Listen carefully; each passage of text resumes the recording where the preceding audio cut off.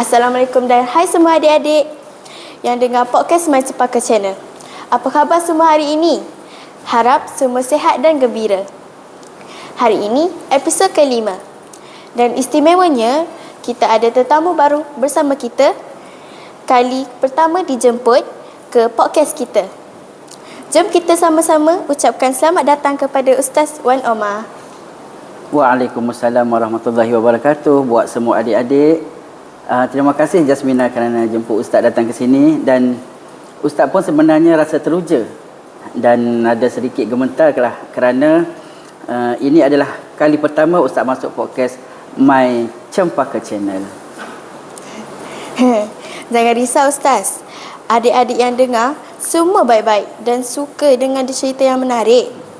Betul tak adik-adik? Baik Ustaz, hari ini kita nak cakap tentang bulan Syawal. Adik-adik semua mesti suka bulan Syawal kan? Sebab ada hari raya. Betul tu. Bila sebut Syawal, semua terus terfikir baju raya, duit raya dan balik kampung saja. Betul. Tapi Ustaz, selain hari raya, apa yang istimewa tentang bulan Syawal? Okey, bulan Syawal sebenarnya adalah bulan yang sangat baik. Ia datang selepas bulan Ramadan. Maksudnya, kita baru sahaja belajar jadi anak yang baik dan lebih baik dalam bulan Ramadan ni. Jadi, bulan Syawal ini macam sambung latihan kita. Oh, maksudnya bukan lepas Ramadan terus berhenti buat baik ya Ustaz? Betul.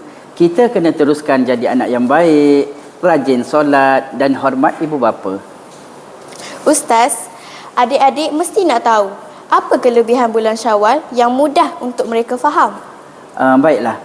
Kelebihan yang paling mudah ialah Allah bagi peluang kepada kita untuk kita dapat pahala walaupun bulan Ramadan sudah habis. Contohnya, kalau adik-adik puasa 6 hari dalam bulan Syawal, pahalanya sangat besar. Tapi Ustaz, kalau adik-adik tak mampu puasa penuh 6 hari macam mana? Tak apa, yang penting kita cuba dulu.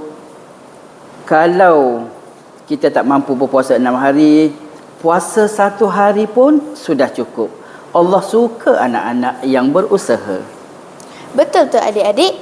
Jangan takut, cuba sikit-sikit. Baik Ustaz, boleh Ustaz bagi amalan yang mudah untuk murid sekolah rendah buat dalam bulan Syawal? Okey, baiklah. Untuk peringkat ataupun anak-anak murid sekolah rendah ni, antara amalan yang paling mudah ialah yang pertama, jaga solat 5 waktu. Maksudnya jangan tinggal solat yang kita wajib buat itu dalam sehari, 5 waktu sehari semalam. Yang kedua, cakap benda yang baik dengan ibu bapa, dengan ayah serta rakan-rakan.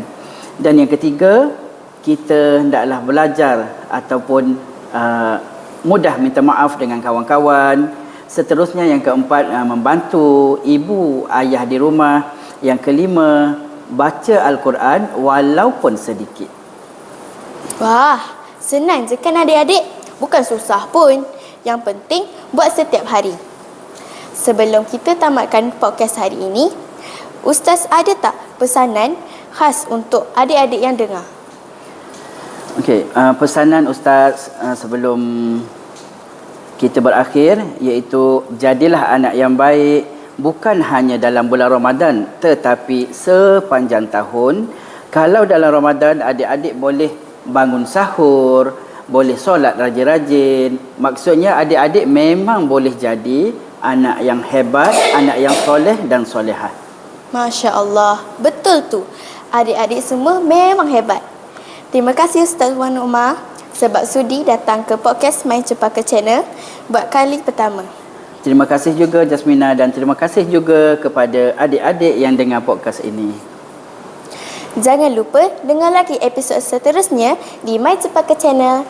Jumpa lagi. Assalamualaikum semua.